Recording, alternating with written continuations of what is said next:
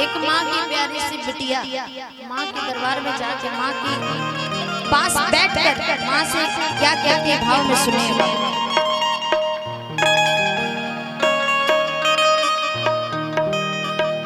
ए माँ, कहते हैं ना कि मैया रानी हर किसी को कुछ ना कुछ हर किसी के अंदर दे करके ही जाते हैं। हर किसी के अंदर कुछ ना कुछ गुण होता है ना नहीं?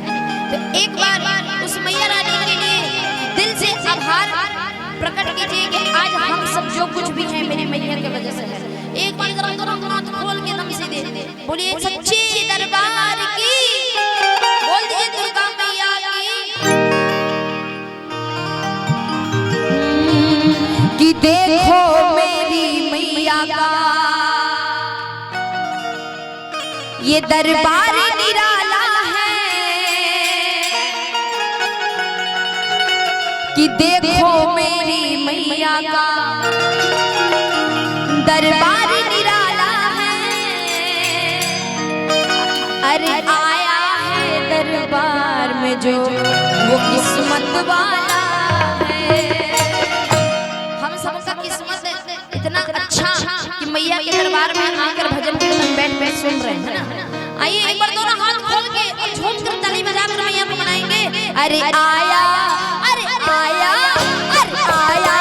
दरबार में जो किस्मत वाला है। आया है दरबार में जो किस्मत वाला है। देखो मेरी मैया का,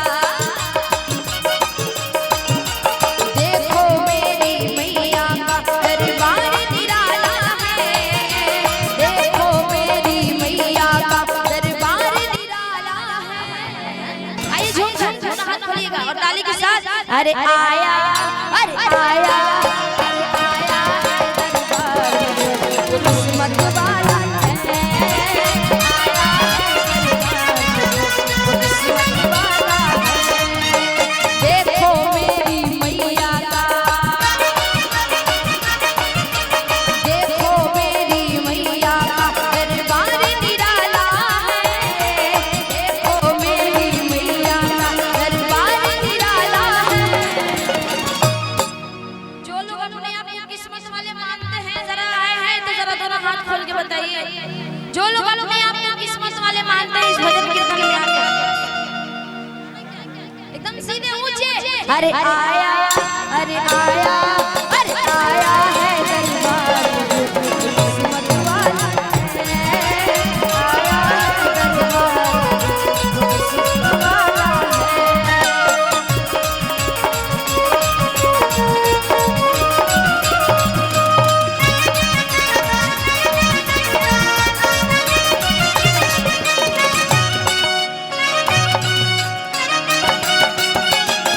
बोलिए दुर्गा मैया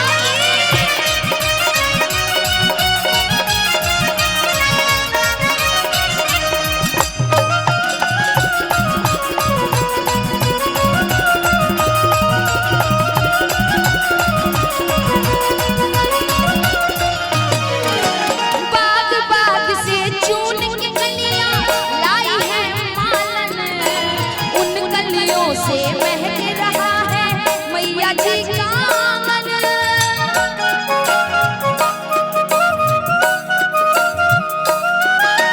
बाग बाग से चून के कलियां लाई है मालन, उन कलियों से महक रहा है मैया जी का आंगन।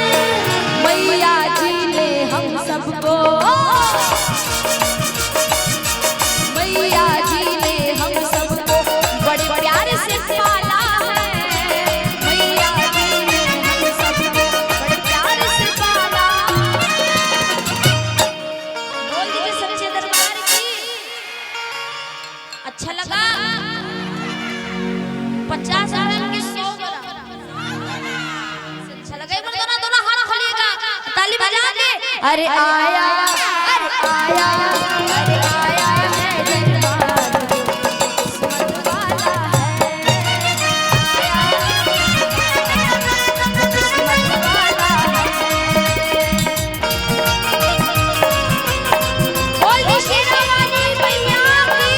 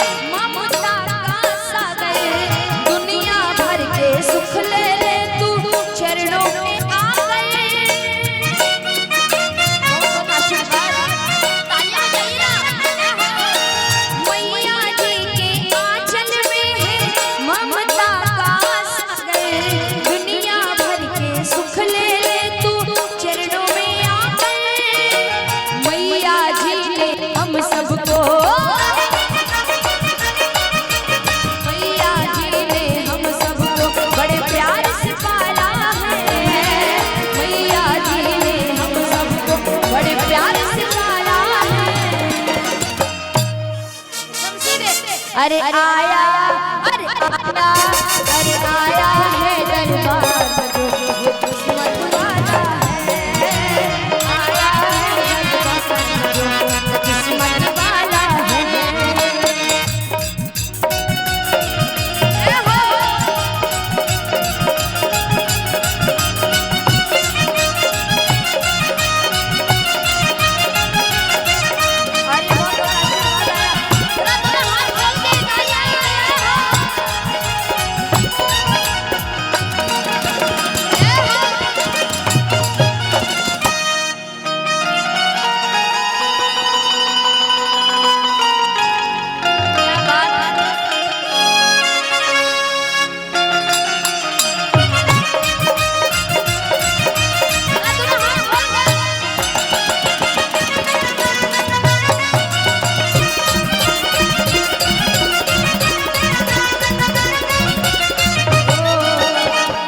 है मेरी शेर वाली जान बाकी बड़ी निराली, मैया है मेरी शेर वाली जान बाकी बड़ी निराली।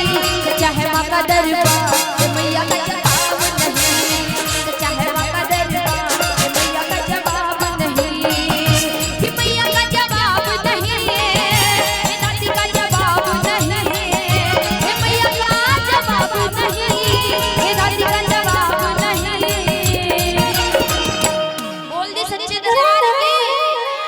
बोल दी शेरा वाली मैया की, बोल दी वैष्णो महारानी की।